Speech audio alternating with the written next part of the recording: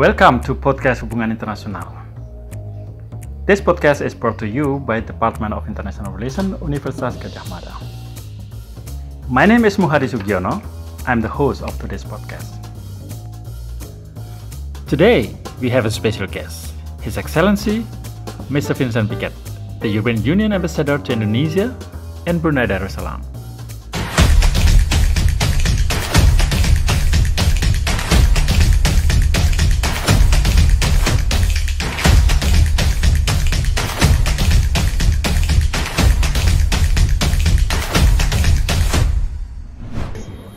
Today we have a special guest to discuss special issues, especially in the relationship between Indonesia and the European Union.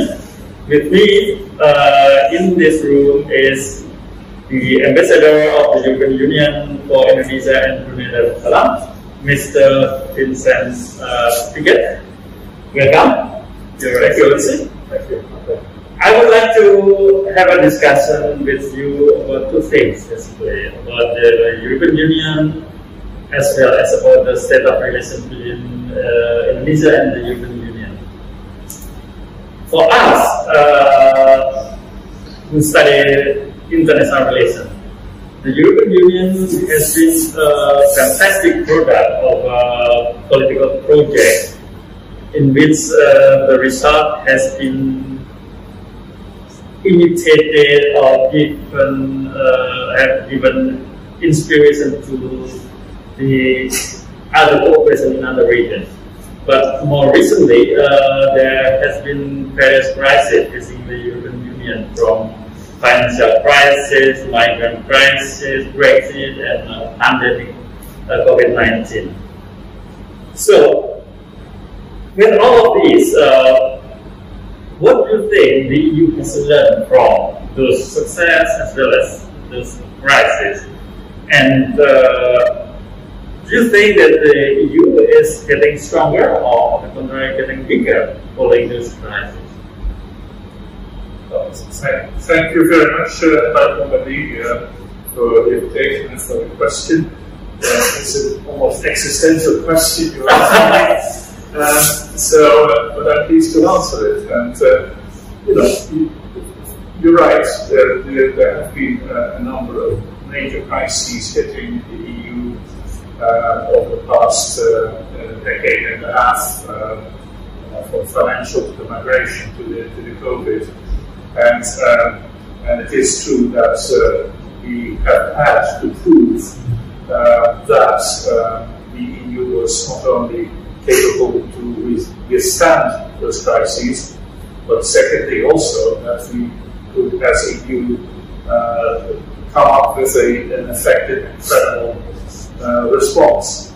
Now, if you take the current crisis, the COVID crisis, as your main, most acute question right now, then I think first of all we have to be honest, that we have to say we're still in this crisis and it's too early to draw conclusions.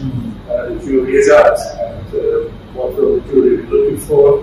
Has the EU offered solutions that have worked for the EU as a whole, for the citizens individually, and for our economy? My conviction is that on balance, despite all the problems that we have had and are still having, we will come out of this crisis quite well, however gradual the process is going to be. We have certainly overcome the immediate onslaught of the crisis back last year, March, April, May, when it was a situation of great confusion in the EU, also elsewhere in the world, but certainly in the EU. And we have come to a mode with working together as member states, together with EU institutions, that on the whole has brought us forward. The second key question is now the vaccination exercise. Slow start, for sure, something that we have never done before at this sort of level. So the starting point is probably the due to some lack of experience in this area. But we are now confident that over the next 2 to 3 months, between now and let's say July, we will have the vaccination program fully up and running, and that we will be achieving the targets that we have set ourselves, namely 70% of the adult population vaccinated by the months of September, October. Now, the fourth thing is that restoring medical safety for the citizens is vital, but equally vital is to make sure that the economy gets out of the slump that we're in. We are relatively confident that this will work for 2 reasons. First of all, our economy was very strong at the time when the pandemic crisis hit. We have come out of the financial crisis of 2008-9 very well. Our banks are strong and very well capitalized, so nowhere near the sort of systemic problems that we had a decade ago. So we are, for now, we don't think that those fundamentals have been hurt by the pandemic, that we're talking about a temporary hit, temporary dip, from which we can move out once the pandemic lessens. So that is one thing. The second thing is that the EU has put a lot of money on the table, and for the next 2 years, but also for the 5 years following, in total period of 7 years of very significant financing from different sources, from the regular EU budget, but also from a new stimulus budget that was designed particularly for this reason. And we're only at the start of it, but I'm certain that it will be taken up before too long. In fact, the discussions have already begun about something like that to follow from here. Because that's for sure, I think through the EU as well as for other countries, including Indonesia, that we have to be in there for the long haul to overcome this economic downturn. So this means that the EU has made difference to the people that encounter the pandemic. Of course, yeah. I do think so. The vaccination campaign will be a benefit for everybody. Secondly, we have through the member states financed salary guarantees for people employed in companies that all of a sudden saw demand disappear. So they will certainly know that. We have certainly worked in particular, supported particular sectors that were very badly hit. Aviation is one, tourism is another. Logistics initially was also in big trouble, but we've overcome that for now. So I think that the overall verdict is positive. Yeah. Okay, let's move to quite different topics. Moving from the existential question to the state of relations between Indonesia and the European Union. So for Indonesia, the EU is a close partner, and probably you can also say that a strategic partner. And we already now moving closer with the negotiation of CFA. But at the same time, we also know that the relations between Indonesia and the EU is not always very smooth all the time. You know, while we are negotiating for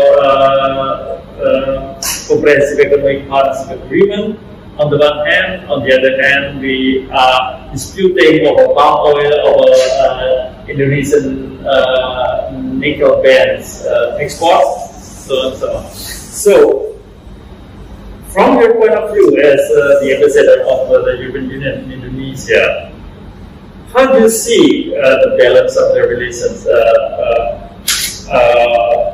How is the state of the relations between the two countries in the future? Yes, you're right. We have points of disagreement at the moment. My answer is that these are disagreements that are now being resolved through the dispute settlement mechanism of the WTO. Indonesia filed one case, we filed another. Both of us are committed to implementing whatever the WTO panel rules and the matter is solved. So it sounds very simple on the one hand, and it is simple because it is a recognized dispute settlement mechanism that both of us want to follow for this. And that has helped tremendously, I think, to putting the dispute within the right context, in the right place.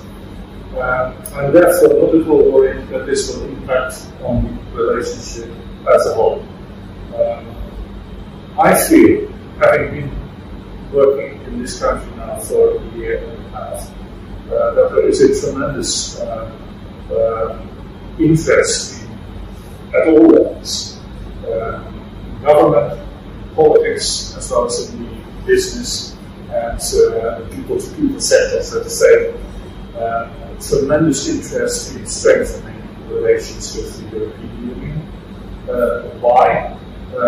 I think people recognize that the EU as a political and economic entity is a very steady partner, a reliable partner, not always easy partner, but who is easy at the end of the day. And that is a good understanding between us. We're on similar wavelengths. If we look at the overall global security developments, the power balances that are continuously aligning and realigning themselves. We look at the regional crisis management in similar manners. Strong believers of the multilateral system, both of us. And so, in terms of our fundamental political outlook, we're pretty much alike. Not the same, but alike. So that brings us together in a strong way, especially now, because we have the rivalries between, especially the United States and China, taking shape very sharply. Neither of us wants to be put into the corner of one or the other. We have relations with both the US and China as EU. Indonesia has exactly the same. And I think therefore that the partnership between the EU and Indonesia for both sides can offer very stable and reliable strategic link that's in politics as well as in trade and on global issues will bring us together. So I'm very positive about what will be following in the next decade or so. Great, Your Excellencies, thank you very much for your time. I wish you success for your mission in Jakarta, and we look forward to seeing you again. Thank you very much. Thank you.